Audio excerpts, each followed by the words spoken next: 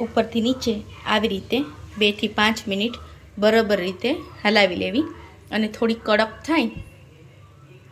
બતાડું છું થોડી કડક થવા દેવાની હમણાં 5 મિનિટ રહેશે એટલે એની જાતે થોડી થોડી વધારે કડક થવા લાગશે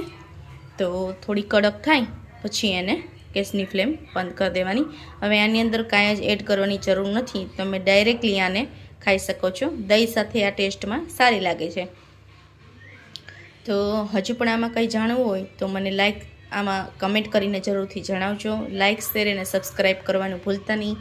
again thank you so much subscriber મારી ચેનલને સબસ્ક્રાઈબ કરવા માટે thank you so much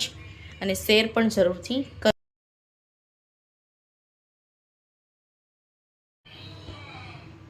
hello friends thank you so much subscribe કરવા માટે થેન્ક યુ વેરી મચ તમારું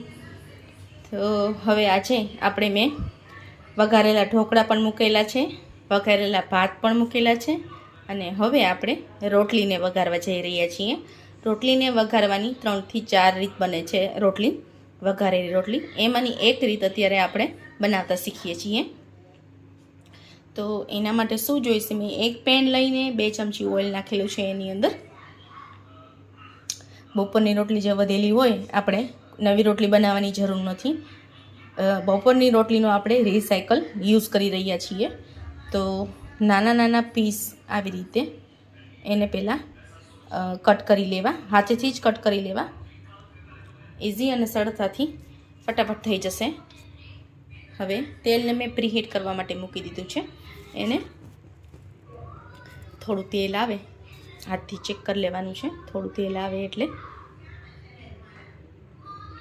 તેલ ચેક કરું છું માઇનોર પિંચ કરીને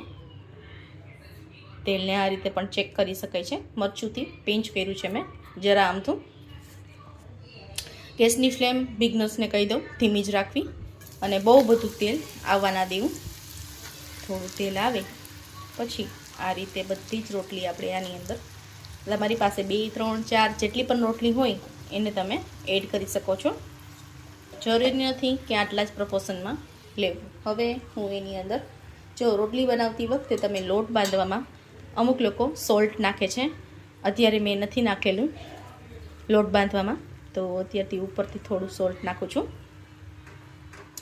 માઇનોર અમથું થોડું લાલ મરચું નાખું છું જો નાના છોકરાઓ માટે તમે આવી રીતે વઘારીને એને બનાવી દેતા હોય આને લંચ બોક્સમાં પણ ભરી શકાય છે નાના બચ્ચાઓને ભાવશે અને જો તમે રેગ્યુલર યુઝમાં તમે સાંજના જમવા માટે તમે લ્યો છો તો આવી રીતે થોડી ખાંડ નાખું છું તો થોડું મરચું વધારે નાખશો તો ટેસ્ટમાં સારી લાગશે આ રીતે ઇઝી અને ક્વિક અને ફાસ્ટ બનતી આ રેસીપી